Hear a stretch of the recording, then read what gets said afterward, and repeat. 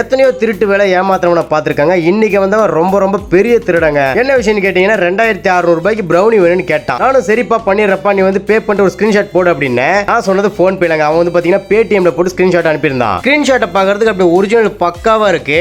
யாருமே இந்த மாதிரி ஸ்கிரீன்ஷாட்டை பார்த்து நம்பிடாதீங்க, பணம் வந்துருச்சுன்னு சொல்லி ஏமாந்துடாதீங்க. கரெக்டா உங்க அக்கௌண்ட்ல போயிட்டு பணம் ஏறி இருக்கான்னு செக் பண்ணிக்கோங்க. நான் இவனை கூப்பிட்டு கேட்டேன், தம்பி நீ போய் பேசுற, பணமே எனக்கு வரல அப்படின்னு. அதுக்கு வந்து என்ன ப்ரோ என்ன ஸ்கேம் அடிக்கிறீ அப்படின்னு என்ன திருப்பி கேக்குறாங்க.